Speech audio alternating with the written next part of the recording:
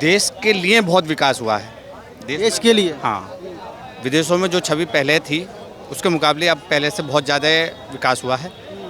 विदेशों में हमारे इंडिया की छवि बहुत बढ़ी है, मोदी जी की भी और देश की भी। पहले इंडिया को लोग कुछ नहीं समझते थे, लेकिन अब जो है इंडिया को तवज्जो देते हैं और आज इंडिया की बात सुनने के लिए हर कोई तैयार है। क्या करते हैं आप? बिजनेस करते हैं।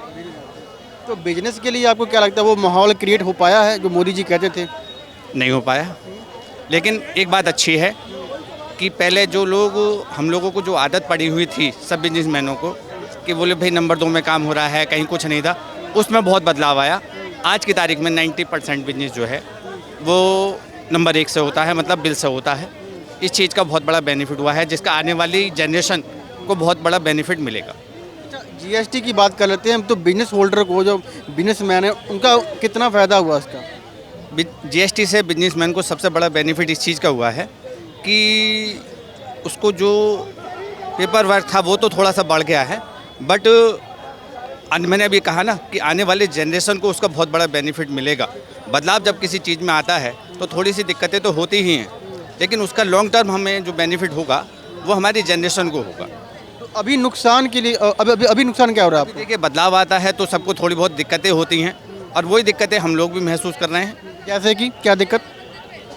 देखिए, मार्केट में थोड़ा सा हैंड कैश की क्राइसिस हो गई हैं, क्योंकि आज की तारीख में जब नंबर 1 से बिजनेस होता है तो ज़्यादातर सारा अकाउंट से ही पैसे ट्रांजैक्शन होता है। हाथ में कैश इन हैंड की कमी हो गई है सभी लोगों को। अच्छा, आपको ये लगता है कि जैसे ना नोटबंदी हुई है उसके बाद बिजनेस में कुछ फ़र्क हुआ है, लॉस जब फ़ायदा कुछ? हाँ, बिजनेस में लॉस हुआ है। मार्केटों में एक तो उसका इफेक्ट ऑनलाइन बिजनेस को भी दिया जा सकता है। चूँकि जो पैसा है वो निकल के चला गया बैंकों में, ठीक है ना? तो कैश इन, मैंने अभी कहा ना कि कैश इन हैंड की क्राइसिस हुई है, लोगों के हाथ में पैसा कैश में नहीं है।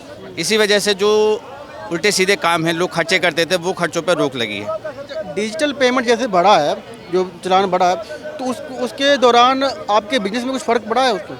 नहीं, बिजनेस में उस चीज़ का कोई इफेक्ट नहीं है। जो लोग पहले बिजनेस हम लोग जिस तरीके से कर रहे थे, बस अब उसका प्रभाव ये हुआ है कि अब हम सारा बिल सेव कर रहे हैं तो उसकी ट्रांजैक्शन बैंक से आ रही है और बैंक में जा रही है।